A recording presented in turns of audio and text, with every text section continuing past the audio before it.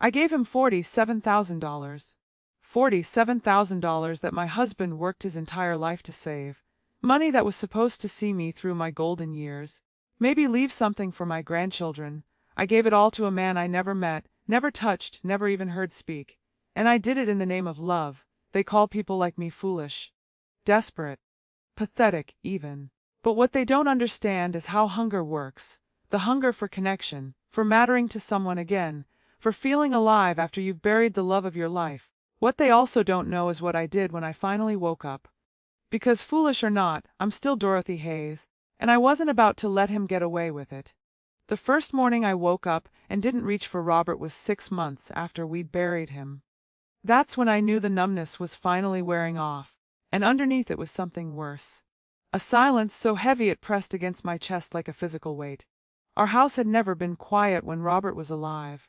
Even toward the end, when the cancer had stolen his voice to barely a whisper, there were sounds.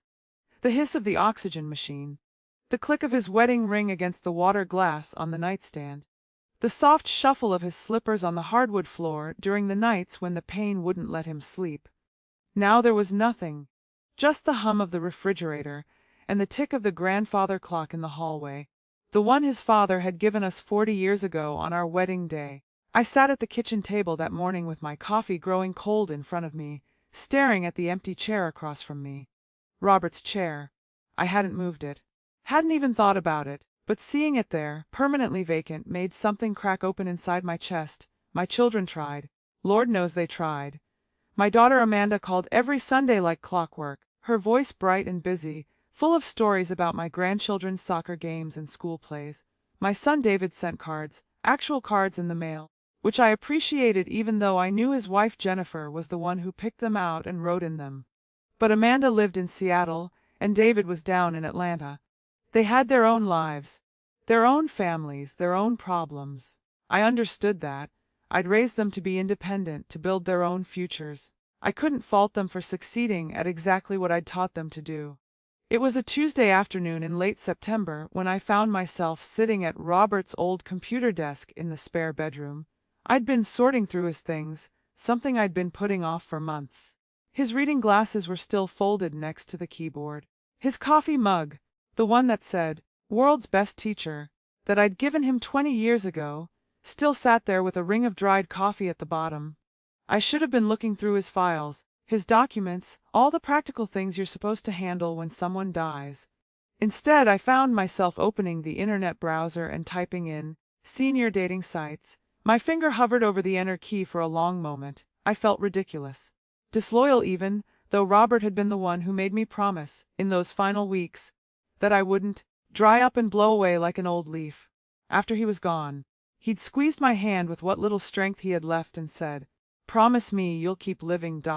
Promise me you'll find joy again." I pressed enter. The results filled the screen, dozens of them, silver singles, our time, senior match, websites promising companionship, connection, even love for people in their golden years. The photos showed happy couples walking on beaches, holding hands at sunset, laughing over coffee. It looked so simple, so possible. I spent the next 3 hours reading articles about online dating for seniors. Some of them were encouraging, full of success stories about widows and widowers who'd found second chances at happiness. Others were warnings, articles about scams, about predators who targeted lonely older people, about the importance of being careful. I told myself I would be careful. I was a smart woman, after all. I'd taught 7th grade English for 35 years. I'd raised 2 successful children. I'd managed our household finances while Robert focused on his work as a guidance counselor. I wasn't naive. I wasn't desperate. But I was lonely. God, I was so lonely. That evening, after I'd made myself a small dinner that I barely touched, I created a profile on Silver Singles. It took me an hour just to choose a photo. I settled on one Amanda had taken at Christmas before Robert got really sick. I was smiling in it, wearing the blue sweater Robert always said brought out my eyes. For the description, I kept it simple: retired teacher, recently widowed, looking for friendship and maybe more. I enjoy reading, gardening, and long conversations. I believe in kindness, honesty, and second chances. I hit submit before I could talk myself out of it. The next morning, I had 17 messages waiting for me. My heart actually fluttered when I saw that number. 17 people who'd read my profile and wanted to talk to me. 17 possibilities. I felt foolish for being excited, but I couldn't help it. After months of feeling invisible, suddenly I was being seen. Most of the messages were brief. You have a beautiful smile. Would love to get to know you. You seem like a wonderful lady. I responded to a few of them politely, but the conversations fizzled out quickly. The men seemed nice enough, but there was no spark, no real connection. Then, 3 days after I'd created my profile, I got a message from Marcus Wellington. His profile photo showed a distinguished-looking man with silver hair and kind eyes, wearing a button-down shirt and standing in front of what looked like a construction site. His description said he was a 65-year-old civil engineer, widowed for 2 years, currently working on a project overseas but hoping to return to the States soon. He had one daughter who lived in California. But it was his message that caught my attention. Dear Dorothy, I hope you don't mind me reaching out. Your profile struck me deeply, not just because you seem like a lovely person, but because I recognized something in your words. The mention of second chances particularly resonated with me. Since losing my wife Sarah, I've learned that grief is not something you get over, but something you learn to carry. I'd very much like to talk with you, if you're willing, not because I'm looking to replace what was lost, but because I believe there's still room in a well-lived life for new chapters. Warmly, Marcus. I read that message 3 times. Then I read his profile again. Then I looked at his photo and tried to see if there was anything false or predatory in those kind eyes. I saw nothing but sincerity. I wrote back that same evening. And that's how it started. The beginning of what I thought would be my second chance at love. But what turned out to be the most expensive lesson of my life. Marcus and I exchanged messages every day for the first week. They weren't long at first. Just simple conversations about our lives, our losses, the strange experience of starting over in our 60s. But there was a warmth to his words that I hadn't felt in so long. He told me about Sarah, his late wife, and how she'd died suddenly from an aneurysm. One moment she was laughing at something on television, he wrote, and the next moment she was gone. No goodbyes, no final words, just gone. I think that's been the hardest part, not getting to say goodbye. I understood that pain, even though my experience had been different. Robert and I had 6 months from diagnosis to death. 6 months of goodbyes, some of them spoken, most of them not. 6 months of watching him disappear a little more each day. I didn't know which was worse, Marcus's sudden loss or my slow one. They were both terrible in their own ways. I think, I wrote back to him, that loss is loss. Whether it comes like a thief in the night or announces itself and sits at your table for months, it still takes everything. The only thing we can do is decide whether we'll let it take our futures too. His response came within the hour. Dorothy, you have a poet's heart. I can tell you were a wonderful teacher. Your students were lucky to have you. That message made me cry. Not from sadness, but from being seen. From being appreciated for something other than being someone's mother or someone's widow. After that first week, Marcus suggested we move our conversations off the dating site. These platforms are fine for introductions, he wrote, but I'd like to talk to you more personally. Would you be comfortable exchanging phone numbers? Or we could use email, or that WhatsApp application my daughter set up for me. Whatever makes you feel safe. I appreciated that he asked about my comfort. I gave him my email address first, telling him I wasn't quite ready for phone calls yet. The truth was, I was nervous about hearing his voice. Messages felt safer, easier to control. I could think about my responses, could edit them before sending. A phone call felt too immediate, too real. Our emails became longer, more detailed. He told me about his work. He was a civil engineer specializing in sustainable infrastructure, currently overseeing a water treatment project in Malaysia. He'd been there for 8 months and had another 4 to go on his contract. It's good work, he wrote, important work, providing clean water to communities that need it. But I won't lie to you, Dorothy, it's lonely. I'm in a small apartment in Kuala Lumpur, spending my evenings reviewing plans and reports. My daughter thinks I took this job to run away from my grief. She might be right. I told him about my days, which felt painfully small compared to his. My garden, where the tomatoes were finally ripening. The books I was reading. My weekly coffee with Janelle. My neighbor, who was 30 years younger than me but had somehow become one of my closest friends. Small days aren't small lives, Marcus wrote back. There's dignity in tending a garden, in maintaining friendships, in creating beauty and connection wherever you are. Don't diminish what you do, Dorothy. The world needs people who know how to nurture things. I started looking forward to his messages, like I used to look forward to Robert's phone calls when he'd be away at conferences. That excited flutter in my stomach when I'd see a new email from Marcus Wellington in my inbox. The smile that would spread across my face before I even opened it. 3 weeks into our correspondence, he sent me a photo. Not his profile picture, but a new one, him standing at a construction site at sunset, hard hat under his arm, smiling at the camera. "Thought you might like to see where I spend my days," the caption read. "That's the new treatment facility behind me. When it's finished, it'll serve 50,000 people. Small consolation for being away from home, but it's something." He looked real, solid. The photo had that slightly grainy quality of a cell phone picture taken in evening light. There were other workers in the background, heavy machinery, construction barriers. It all looked legitimate. I sent him a photo back. Me in my garden, kneeling beside my tomato plants, dirt on my hands and a smile on my face. "Not as impressive as your project," I wrote, "but these tomatoes will make excellent sauce." His response came quickly. "Dorothy, you look radiant, truly. There's something about a woman who knows how to make things grow." That night, I lay in bed with my laptop balanced on my knees, reading through our entire email correspondence from the beginning. Weeks of messages, hundreds of exchanges. I was looking for something, some red flag, some warning sign that this wasn't real. I found nothing but kindness, nothing but genuine connection. Maybe, I thought, this is real. Maybe I'm being given a second chance after all. It was a Tuesday morning in early October when Marcus first mentioned his daughter, Emily. "She's having some health issues," he wrote. "Nothing life-threatening, thank God, but she needs surgery. Minor procedure, but she's anxious about it. I wish I could be there with her. But this project is at a critical phase. I can't leave. It's one of the hardest parts of this work, being so far away when the people you love need you. I'm so sorry." I wrote back, "Is there anything I can do? Even just to help support you while you're dealing with this from far away. Just talking to you helps more than you know." He replied, "You've become such an important part of my days, Dorothy. I find myself wanting to share everything with you, the good, the bad, the mundane. Is that strange? We haven't even met in person yet." "It's not strange," I typed, my heart beating faster. "I feel the same way." That was the first time either of us had acknowledged what was growing between us. It hung there in the digital space between us.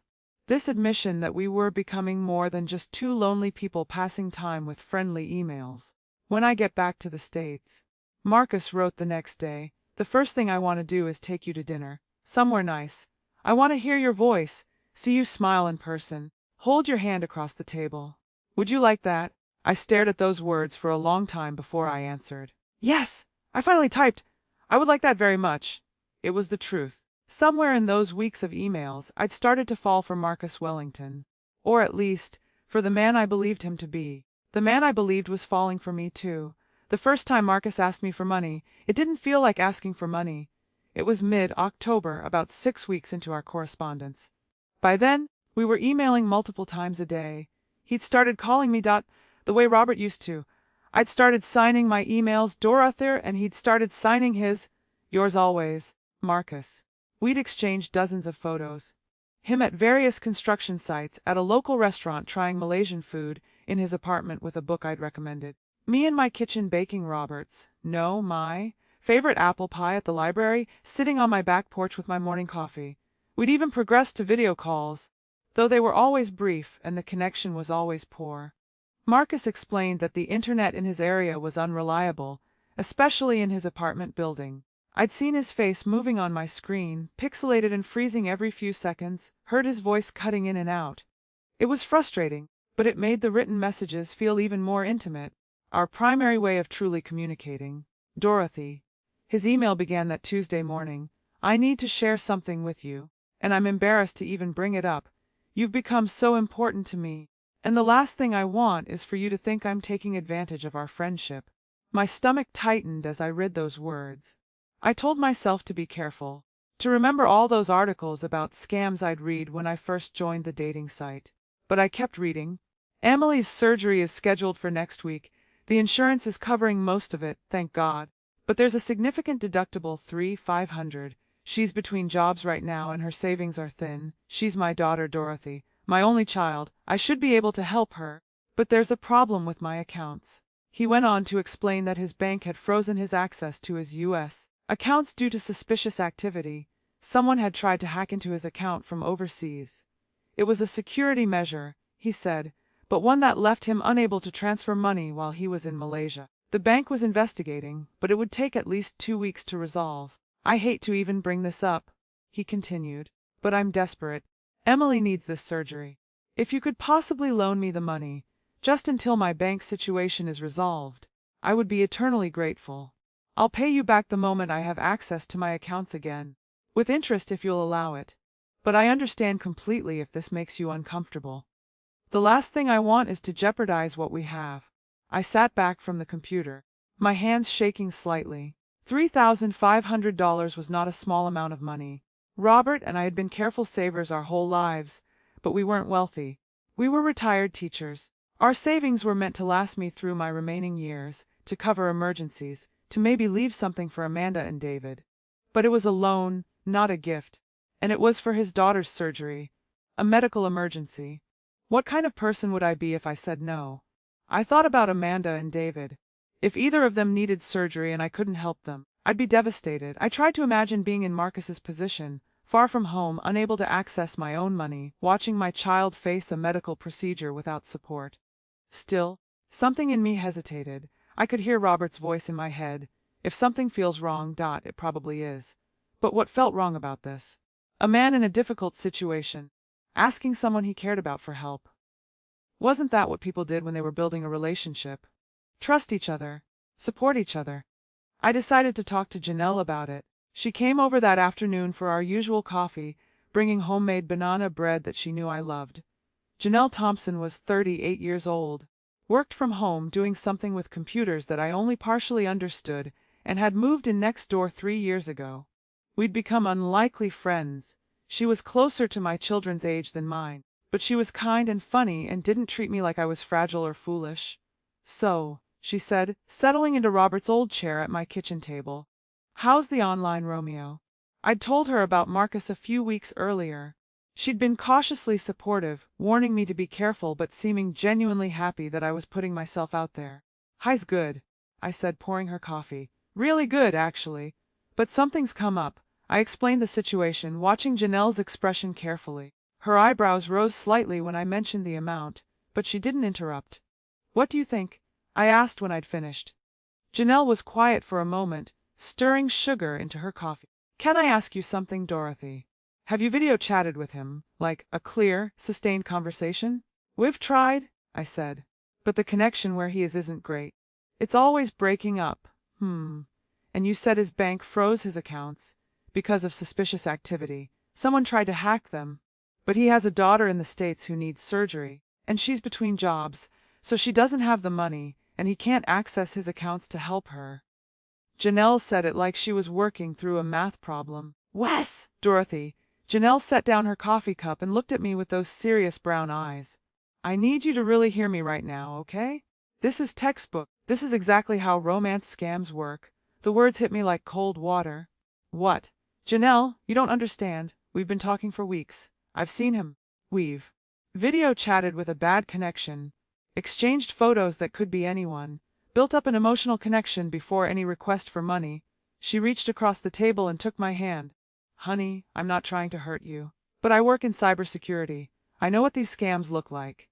"It's not a scam," I said, pulling my hand back. "He's not some stranger. We have a real connection." "Based on what?" "Emails." "Dorothy, please, before you send any money, let me do some checking. Give me his name, the photos he's sent you, any information you have. Let me verify who he is." "I know who he is," I said, standing up. My voice came out sharper than I intended. "He's a man who's been kind to me, who's made me feel like a human being again instead of just someone's dead husband's widow. And now his daughter needs help, and you want me to—" "What?" "Investigate him like he's a criminal." "I want you to be safe," Janelle said gently. "That's all." "I appreciate your concern," I said, my tone making it clear that the conversation was over. "But I can make my own decisions." Janelle left a few minutes later, and I felt terrible about how I'd spoken to her. But I was also angry. Angry that she'd planted doubt in my mind. Angry that she'd reduced what Marcus and I had to some kind of scheme. I sat at my computer and reread all of Marcus's emails. All those words. All that genuine emotion. All those photos of a real person living a real life overseas. Then I opened my banking app and initiated a transfer to the account number Marcus had provided. $3,500. I told myself it was a loan. I told myself I was helping someone I cared about. I told myself that when Janelle saw Marcus pay me back in 2 weeks, she'd understand that not every man on the internet was a predator. I told myself a lot of things that day. None of them turned out to be true. Marcus's gratitude was overwhelming. He sent me an email within an hour of receiving the transfer, words practically spilling off the screen. Dorothy, I don't have the words to express what this means to me. You've saved Emily. You've saved me from the helpless feeling of being so far away and unable to help my own child. I promise you, the moment my bank resolves this mess, you'll have every penny back. You are an angel. You are the most generous, kind-hearted woman I've ever known. Yours always, and now forever in your debt, Marcus. I felt warm reading those words, vindicated even. See, I thought, imagining Janelle's skeptical face. This is what real connection looks like. This is what it means to be there for someone. For the next week, Marcus's emails were full of updates about Emily's surgery. It had gone well, she was recovering. The doctors were pleased with the results. He sent me a photo of flowers, a beautiful arrangement of pink roses and white lilies. I had these sent to Emily's hospital room, he wrote. I told her they were from both of us. She was so touched that I'd found someone special, someone kind enough to help when we needed it. She wants to meet you when I get back to the States. I told her you're someone very important to me. I hope that's okay to say. Of course it's okay. I wrote back, my heart swelling. I'd love to meet Emily someday. The world felt brighter during those days. Even though it was late October and the garden was dying back for winter, even though the trees were bare and the air was getting cold, I felt like spring was coming, like life was coming back. Then, 2 weeks after I'd sent the money, Marcus's bank situation still hadn't been resolved. I'm so frustrated, he wrote. The bank is saying it might be another week. Some kind of international regulations issue. I'm so sorry, Dorothy. I know I promised you'd have your money back by now. Please know I'm doing everything I can to expedite this. Don't worry. I wrote back, though I felt a small twist of anxiety in my stomach. I understand these things take time. The important thing is that Emily is okay. Another week passed, then another. Each time I gently asked about the bank situation, Marcus had a new explanation. More paperwork needed, a delay in the investigation, international wire transfer regulations, technical issues with the Malaysian banking system. The explanations always made sense. They were detailed and specific, but that small twist of anxiety in my stomach was getting tighter. Then came the second request. It was mid-November, nearly a month after I'd sent the first payment. Marcus's email that morning was different. There was a panic in his words that I hadn't seen before. Dorothy, I'm in serious trouble. There's been an accident at the construction site. One of the workers was injured, badly injured. He's a local man, has a wife and 3 children. The company is supposed to have insurance to cover these situations, but there's been some kind of administrative error. The paperwork wasn't filed correctly. His family is demanding payment for his medical care, and they're threatening to go to the local authorities and file a complaint that could shut down the entire project. My hands were shaking as I read. If this project gets shut down, I'll be in breach of contract. I could lose everything, my professional reputation, my license, potentially face legal action. Dorothy, I need $8,000 to pay this family and make this go away. I know I still owe you from before. I know how this looks. But I'm desperate. Once this is resolved and my bank situation is cleared up, I'll pay you back everything. $11,500 total. I'll add extra for your patience and kindness. Please, Dorothy, I've never asked anyone for help like this in my life. I'm ashamed to even be in this position. But I have nowhere else to turn. I stared at the screen for a long time. $8,000. On top of the $3,500 I'd already sent and not gotten back. This was wrong. I knew it was wrong.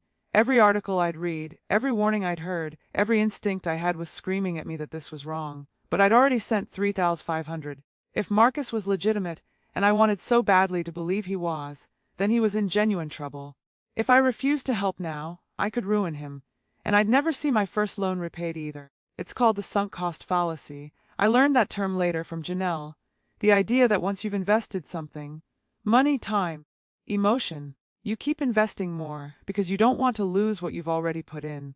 You keep throwing good money after bad, hoping that somehow, eventually, it'll all work out. I didn't know that term then. All I knew was that I couldn't bear the thought of Marcus losing everything because I refused to help. Couldn't bear the thought that I'd been wrong about him, about us, about everything. I sent the 80,000, then I sent another 2,500 2 weeks later when he had a medical emergency, chest pains, thought it might be a heart attack. Had to go to a private hospital because the local one wasn't equipped for foreigners. Then 5,000 more when he needed to cover a shortfall in the project budget that his company was refusing to cover. Then another $3,000 for legal fees when the worker's family sued anyway. Then, and then, each time I told myself it would be the last time. Each time Marcus's gratitude was effusive. Each time he promised repayment was coming soon. Each time he had a new obstacle, a new crisis, a new reason why he needed just a little bit more help. I stopped talking to Janelle about it. The one time she asked how things were going with Marcus, I'd been vague and changed the subject. I could see the concern in her eyes, but I couldn't face her skepticism, couldn't face the possibility that she was right. I stopped answering Amanda's Sunday phone calls as often. When I did talk to her, I kept the conversations brief. I couldn't risk her asking questions I didn't want to answer. I stopped sleeping well. The anxiety that had started as a small twist in my stomach had grown into a constant churning. I'd wake up at 3 a.m. and lie there in the dark, Robert's side of the bed empty and cold, adding up numbers in my head. By mid-December, I'd sent Marcus Wellington 27,000. The Saturday before Christmas, I was sitting at my kitchen table with my bank statements spread out in front of me, trying to figure out how I was going to pay my property taxes in January. The numbers weren't adding up. They couldn't add up. I depleted too much of my savings. There was a knock at the door. When I opened it, Janelle was standing there with a container of cookies and a determined expression. "We need to talk," she said. "And this time you're going to listen to me?" I let her in because I was too tired to argue. Too tired to keep pretending everything was fine. She sat down at my kitchen table and saw the bank statements. I watched her eyes scan the withdrawals, watched her face go pale, watched her hand come up to cover her mouth. "Oh, Dorothy," she whispered. "Oh no, how much?" 27,000, I said, my voice flat. So far, her voice rose. "Dorothy, you have to stop, right now. This man is scamming you. You don't know that," I said, but the words had no conviction behind them. "Yes, I do, and deep down, so do you." She reached across the table and gripped my hand. "Honey, I know this is hard to hear. I know you have feelings for him, but this is a scam. Everything he's told you is a lie. The daughter, the construction project, the bank account problems, all of it. It's a script. They use the same story on dozens of women." "He's not," I started, but my voice cracked. "We have a connection." "We? You have a connection with someone who's very good at pretending to be who you need him to be," Janelle said gently. "That's what these people do. They're professionals, and they're very, very good at it." I pulled my hand away and stood up, my legs shaky. "I need you to leave, Dorothy, please." Tears were streaming down my face now. I need you to leave." Janelle stood up, but she didn't move toward the door. "I'm not leaving until you promise me you won't send him any more money. Not one more penny. Promise me, Dorothy?" "Fine," I said. "I promise. Now please go." She left, but not before hugging me tight and whispering, "I'm here when you're ready to talk, and we're gonna fix this. I promise you, we're gonna fix this." After she left, I sat back down at my kitchen table and opened my email. There was a new message from Marcus, sent just an hour ago. "Dearest Dorothy," it began, "I have wonderful news. The bank has finally resolved everything, and I'll have full access to my accounts by Monday. Every penny I owe you will be wired to your account first thing Tuesday morning, plus interest, 35,000 total for everything you've done for me. I also have more wonderful news. The project is finishing ahead of schedule. I'll be back in the States by mid-January. Finally. I'll get to take you to that dinner I promised you. I can't wait to see your beautiful face in person, to hold your hand, to start our life together. All the struggles have been worth it, knowing I have you waiting for me. Yours always, Marcus." I stared at that email for a long time. "Tuesday morning," he said. 2 days away. Either Janelle was right, and Tuesday would come and go with no money and another excuse. Or I was right, and Marcus was legitimate, and everything I'd been through would be vindicated. I wanted so desperately to be right.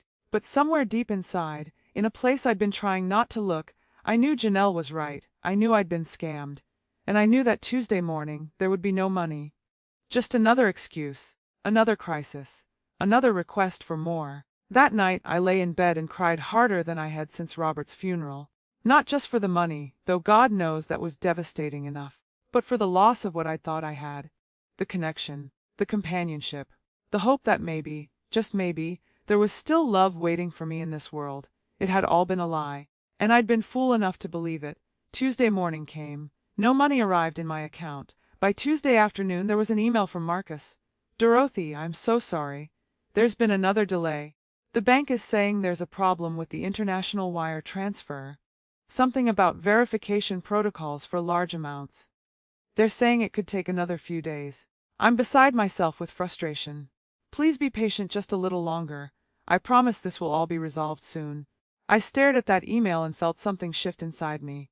Not heartbreak this time. Something colder, harder. Anger. I was angry at Marcus, yes. But I was angrier at myself. For being so desperate for connection that I'd ignored every warning sign. For being so lonely that I'd handed over my life savings to a stranger. For being exactly the kind of foolish old woman I'd always told myself I'd never become. I called Janelle. "He didn't send the money," I said when she answered. "You were right, about everything." There was a pause. Then softly, "I'm coming over." She was at my door in 5 minutes, still wearing her house slippers. She wrapped me in a hug that I desperately needed, and for a moment I just stood there in her arms, letting her hold me up. "How much?" she asked when we finally pulled apart. "Total? 27,000, I said. "No, wait, I'd forgotten about the last transfer. The one I'd sent on Sunday when Marcus said he needed money to pay for a customs fee for equipment shipment. 30,000. $30,000. Janelle's jaw tightened, but she didn't say anything. She just took my hand and led me to the kitchen table, the same table where we'd had this conversation weeks ago, the conversation I'd refused to listen to. "Okay," she said, pulling out her laptop. "We're gonna figure this out. First, I need you to show me everything. Every email, every photo, every piece of information he's given you. Can you do that?" I nodded and got Robert's laptop from the spare room. My hands were shaking as I logged into my email account and pulled up Marcus's messages. Janelle read in silence, scrolling through weeks of correspondence. I watched her face, saw the moment she recognized the patterns. The love bombing in the early emails, the gradual introduction of problems, the escalating requests for money, the promises that were never fulfilled. "This is a syndicate operation," she said finally. "Probably based in West Africa, Nigeria or Ghana, most likely. The script they're using is sophisticated. They've done this before, many, many times. But the photos," I said weakly. "The construction sites. The stolen from somewhere else," Janelle said gently. "The photos of Marcus are probably of a real person who has no idea his pictures are being used this way.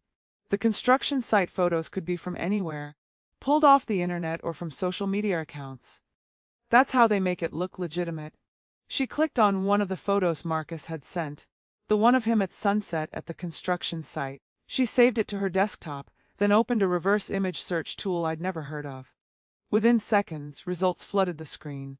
The same photo appeared on a construction company's website from Texas, dated 3 years ago. The man in the photo was identified as James Bradley, a project manager who'd been killed in a car accident in 2022. I felt bile rise in my throat. "They prey on widows and widowers," Janelle continued, her voice steady but angry. "They look for people who mention recent loss in their profiles, people who are vulnerable and lonely. Then they create this elaborate story, build trust over weeks or months, and slowly drain their savings." "I want to die," I whispered. "No," Janelle's voice was sharp. "Don't you dare. You're not the one who should be ashamed here, Dorothy. They are. These are criminals. This is what they do for a living. They manipulate vulnerable people and steal from them. You're not stupid or weak, you're human. You were lonely and grieving, and they exploited that."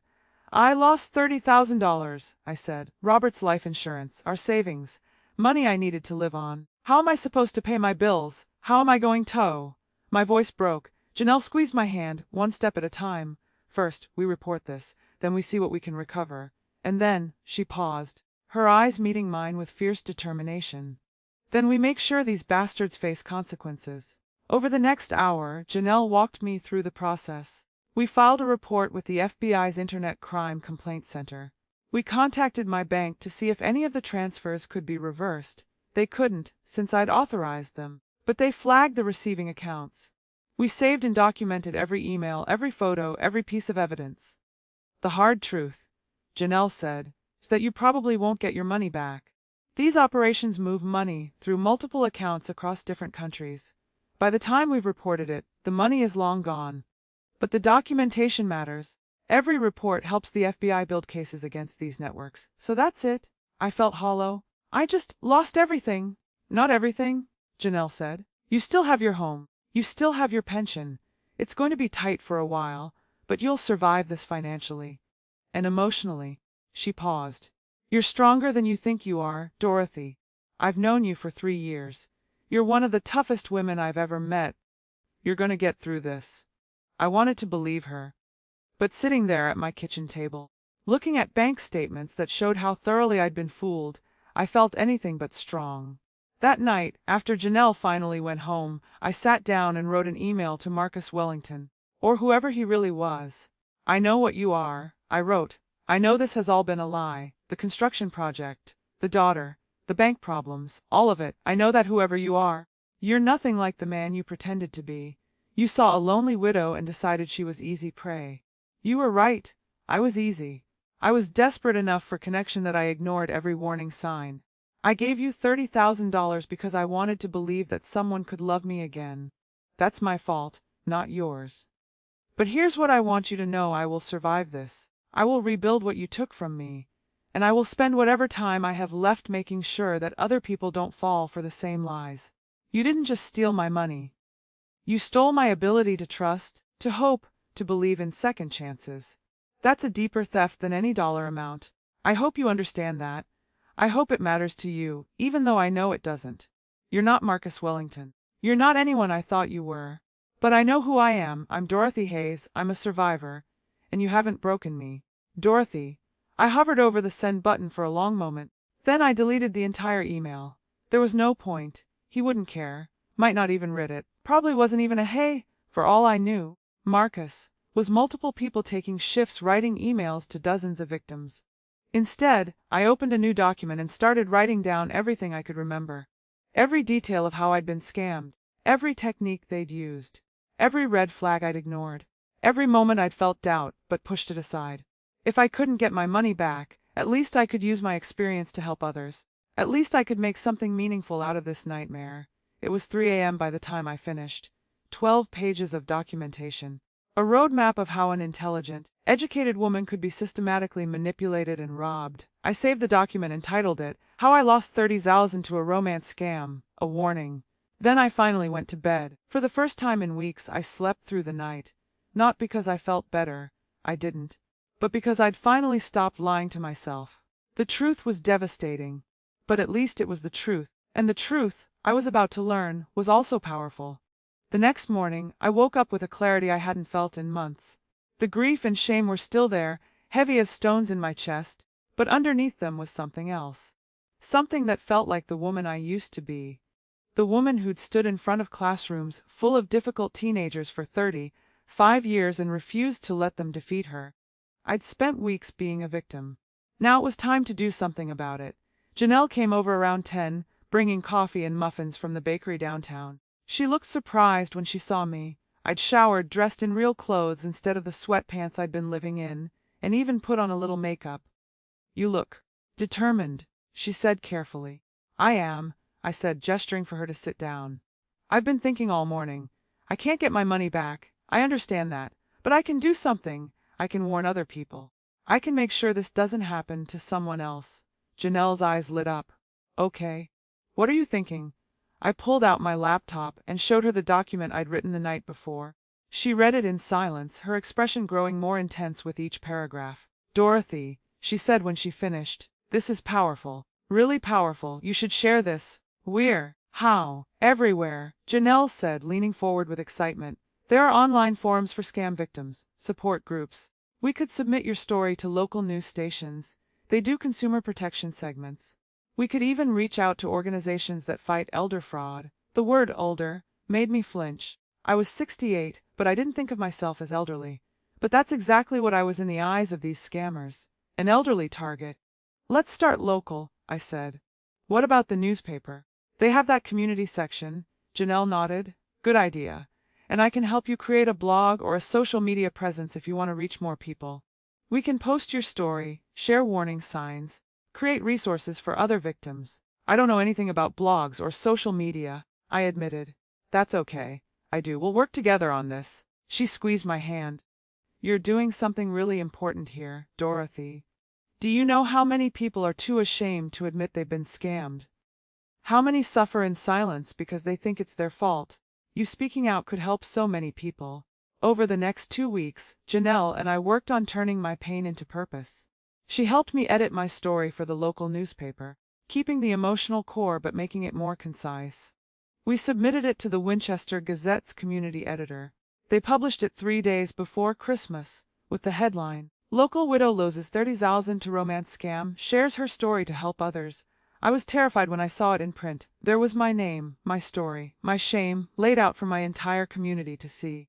I imagined my neighbors reading it over their morning coffee, shaking their heads, thinking, how could she be so stupid? But that's not what happened. The first email came that afternoon. It was from a woman named Patricia who lived 2 towns over. She'd lost 18,000 to a similar scam 6 months earlier and had never told anyone. "Thank you for being brave enough to share your story," she wrote. "I thought I was the only one foolish enough to fall for this. Knowing I'm not alone helps more than you can imagine." Then came another email, and another. By the end of the day, I'd received 17 messages from people, mostly women, but a few men too, who'd either been scammed themselves or knew someone who had. One message particularly stood out. It was from a woman named Carol who lived in my town. "I'm in the middle of this right now," she wrote. "I've sent 5,000 so far to a man I met online. He keeps asking for more. Reading your story made me realize what's happening. I'm gonna stop. You saved me from losing everything. Thank you." I cried when I read that. Carol's 5,000 was already gone, but I'd stopped her from losing more. I'd actually helped someone. The local news station reached out 3 days after Christmas. They wanted to do a segment on romance scams, and they wanted me to be interviewed. I almost said no. The thought of my face on television, talking about how I'd been fooled, was terrifying. But then I thought about Carol, about Patricia, about all the other lonely people out there who might be talking to their own Marcus right now, slowly draining their savings while ignoring the warning signs. I said yes. The interview aired on a Tuesday evening in early January. I sat in my living room with Janelle, watching myself on screen. I looked older than I thought I would, more tired, but my voice was steady as I told my story. "I'm not sharing this because I want pity," I said to the camera. "I'm sharing it because these scammers rely on shame and silence. They count on victims being too embarrassed to come forward. Well, I refuse to be ashamed anymore. Yes, I made a mistake. Yes, I should have listened to the warning signs. But I was grieving and lonely, and they exploited that. That doesn't make me stupid. It makes them criminals." The reporter asked me what I wanted viewers to know. If you're talking to someone online who you've never met in person, and they ask you for money, even once, even for what seems like a legitimate emergency, stop. I said, looking directly into the camera. Talk to someone you trust, do some research, verify their story. Because once you send that first payment, it never stops. There's always another crisis, another emergency, another reason they need your help. And by the time you realize what's happening, you've lost everything. My phone started ringing before the segment even finished airing. More victims reaching out. More people who'd been too ashamed to report what happened to them. But there were other calls too. Calls from people who were in the middle of being scammed and hadn't realized it. People who'd been talking to someone online for weeks or months. Who'd been asked for money but hadn't sent it yet. People who'd seen themselves in my story and decided to stop before it was too late. One man called to tell me I'd saved his mother. She'd been about to wire 15,000 to someone claiming to be a military contractor in Afghanistan. She'd seen my interview, recognized the pattern, and stopped. "She's embarrassed," he told me, "but she's safe. Thank you for speaking out." That's when I realized something. I might never get my money back, but I was getting something else: purpose, impact, the ability to turn my worst mistake into something that could help others. Janelle helped me set up a simple website where I shared resources for scam victims. We posted warning signs, links to reporting agencies, information about support groups. We included my story, but also stories from other victims who gave us permission to share. The FBI agent who'd been assigned to my case, a woman named Agent Maria Torres, reached out in late January. She asked if I'd be willing to speak at community centers and senior centers about romance scams. The Bureau was trying to increase awareness, and they needed people who'd been through it to speak to vulnerable populations. Victims speak more powerfully than agents ever can, she told me. When I warn people about scams, they nod politely and think it won't happen to them. When someone like you tells your story, they actually listen. I agreed. And in February, I gave my first talk at the Millbrook Senior Center, about 20 miles from my home. 37 people attended. I was nervous, my hands shaking as I stood at the front of the room, but once I started talking, the words flowed. I told them about Marcus, about how real the connection had felt, about how every request for money came with a believable story, about how I'd ignored the warning signs because I wanted so desperately to believe it was real. These scammers are professionals, I told the room. They study psychology. They know exactly what to say to make you trust them, to make you care about them, to make you feel like you're the only one who can help them. And the worst part is, they're good at it. Really, really good at it. During the Q&A session, an older man in the back raised his hand. "How do you live with yourself after?" he asked, his voice quiet. "How do you forgive yourself for being so foolish?" I looked at him and recognized the shame in his eyes. "You've been scammed too," I said. It wasn't a question, he nodded, tears in his eyes. $12,000. To a woman I thought I was in love with. I haven't told anyone, not even my kids. "Then you tell them now," I said gently. "Not because you need to confess, but because these scammers win when we stay silent. They win when we're too ashamed to warn other people. Your story could save someone else, maybe even one of your own kids or grandkids someday." After the talk, 7 people came up to me privately to say they'd been scammed too. 2 others said they thought they might be in the middle of a scam right now and wanted advice. One woman said her sister was sending money to someone overseas and wouldn't listen to warnings. Could I talk to her? I gave out my email address. I told them to contact me anytime. I meant it. Over the next few months, I spoke at 12 different venues. Senior centers, community groups, a church gathering, even a meeting of the local Rotary Club. Each time, more people came forward with their stories. More people were saved from losing money. More victims found the courage to report what had happened to them. The work didn't erase my loss.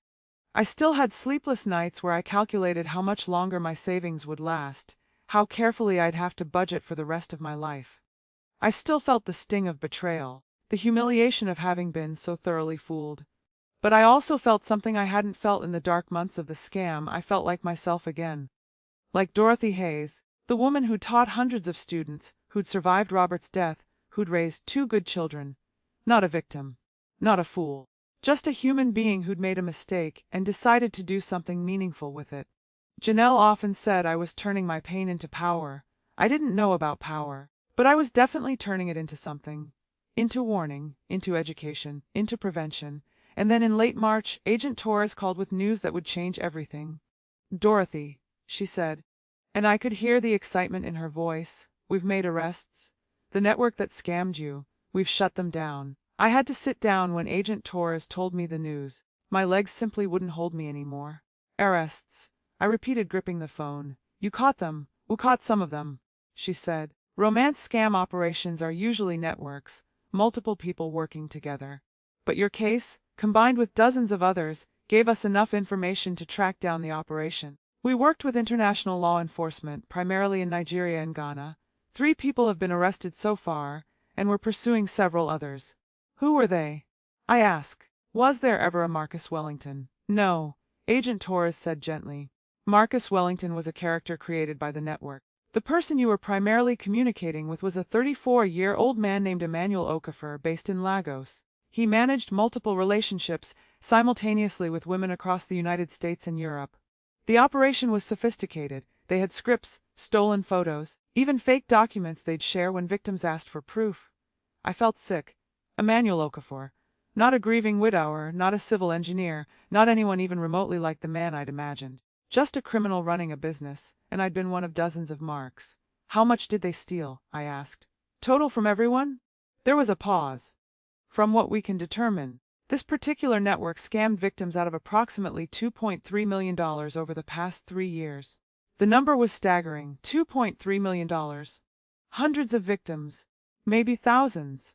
All of us lonely, vulnerable, desperate for connection. I need you to understand something," Agent Torres continued.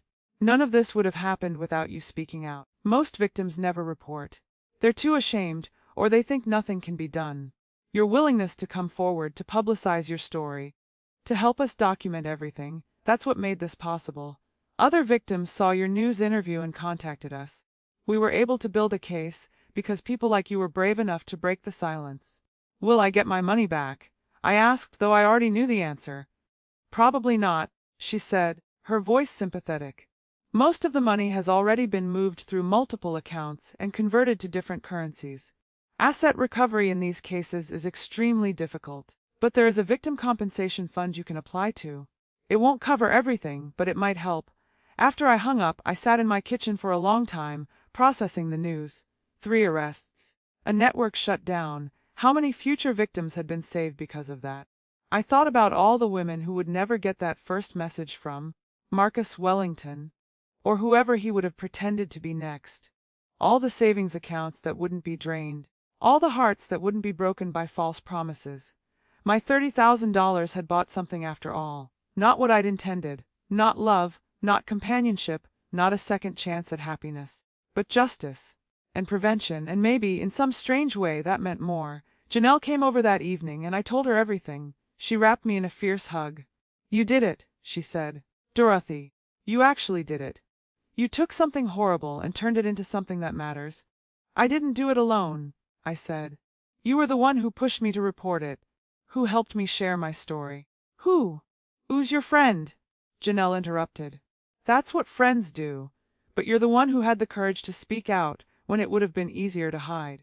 That was all you. The local news wanted to do a follow-up story about the arrests. This time I didn't hesitate. I sat for the interview and told them about Agent Torres's call, about the network being shut down, about the importance of reporting these crimes. I want other victims to know that coming forward matters. I said to the camera, I know it's hard. I know you feel ashamed and foolish and embarrassed. I felt all of those things too. But your story could be the piece that helps law enforcement build a case. Your report could be what saves the next person. Don't let the shame keep you silent. After that interview aired, I received more than 50 emails from scam victims. Some had reported their cases years ago and had given up hope of anything coming from it. Learning that arrests had been made gave them closure they didn't think they'd ever have.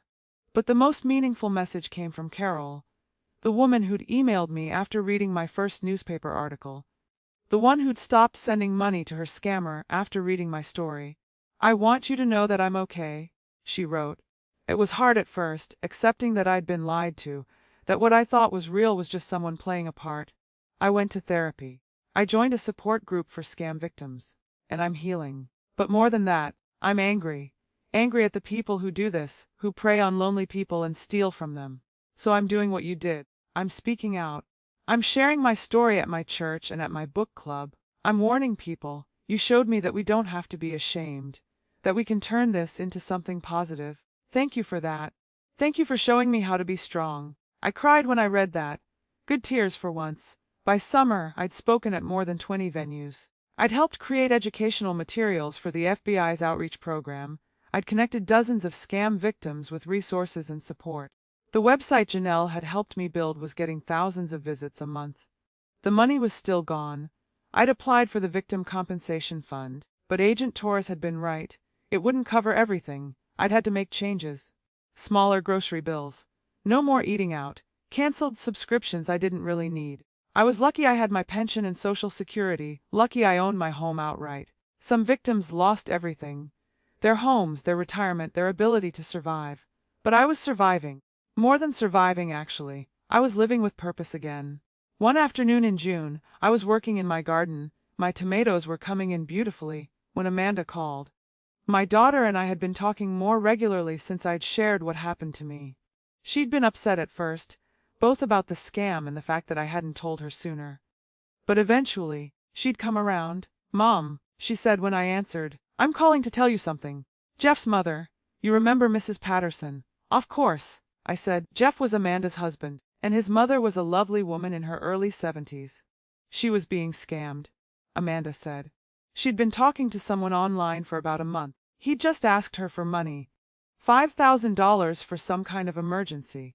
She was actually about to send it, But then Jeff showed her the interview you did on the news. The one we sent him a while back. She watched it and she recognized the pattern. Mom, you saved her. You saved my mother-in-law from losing her savings. I had to lean against the garden fence to steady myself. Is she okay? I asked. She's embarrassed, Amanda said. But she's okay. And she wanted me to tell you thank you. Actually, she wanted to call you herself, but she's too mortified. But Mom, do you understand what this means? Your story is saving people. Real people we know and love. After we hung up, I stood in my garden for a long time, feeling the sun on my face, my hands dirty from the soil, my tomato plants heavy with fruit. This wasn't the life I'd imagined last fall when I'd created that profile on Silver Singles. This wasn't the second chance at love that I'd been hoping for.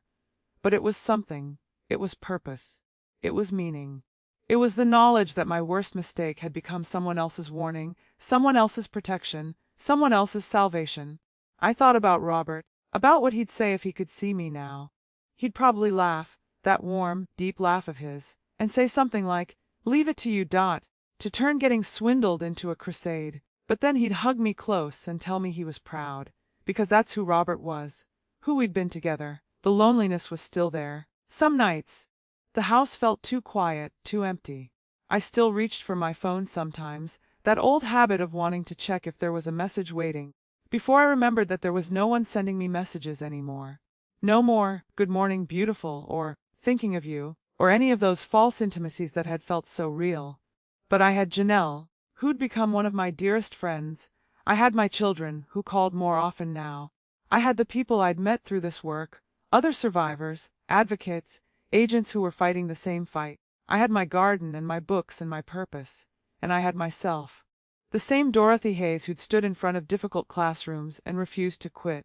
Who'd sat by Robert's bedside during those last hard months and loved him through the dying. Who'd survived being widowed and scammed and humiliated, and had decided that survival wasn't enough. She needed to thrive. In late July, I received a letter from the Department of Justice. The Victim Compensation Fund had approved my application. I'd be receiving $8,500, not nearly what I'd lost, but more than I'd expected. The letter also informed me that one of the arrested scammers had pleaded guilty and, as part of his plea deal, had agreed to provide information about other romance scam networks operating internationally. My case had led to more than just 3 arrests. It had opened a door for law enforcement to dismantle other operations, to save other victims. I thought about Emmanuel Okafor, the 34-year-old man in Lagos who'd played Marcus Wellington so convincingly. I wondered if he felt any remorse, or if I'd just been a job to him, another mark, another source of income. I wondered if he understood what he'd taken from me, and from all the others. Probably not. Probably he saw himself as just someone trying to survive in a difficult world, using whatever tools he had available. That didn't excuse what he'd done. But it reminded me that the world was complicated, that even villains had their own stories. But I had my story too, and I was making damn sure it was heard. One evening in August, I sat on my back porch with a glass of iced tea, watching the sunset paint the sky in shades of orange and pink. My neighbors' kids were playing in their yard, their laughter carrying on the warm breeze. Somewhere down the street, someone was grilling, and the smell of charcoal and cooking meat reminded me of summer evenings with Robert, back when life was simpler. My phone buzzed with an email. Another victim wanting to share their story, another person brave enough to break the silence. I'd answer it tomorrow. Tonight, I just wanted to sit here and feel the peace of knowing I'd survived, of knowing I'd taken my pain and turned it into something that mattered. They'd tried to break me. Emmanuel Okafor, or whatever his real name was, and all the others in his network. They'd seen a lonely widow and thought she'd be easy prey. They'd been right about the first part. I had been easy. But they'd been wrong about what would happen after. I wasn't broken. I was stronger. I was fierce. I was a survivor who decided to fight back, and in fighting back I discovered something I'd lost when Robert died, a reason to keep going. Not love, not in the romantic sense I'd been searching for, but purpose, connection, the knowledge that I still had something to offer this world. My name is Dorothy Hayes. I'm 68 years old. I lost $30,000 to a romance scam, and I helped shut down the network that stole it. That's my story. Not the story I wanted to tell, but the story I needed to tell. And if telling it saves even one person from the pain I went through, then every penny was worth it.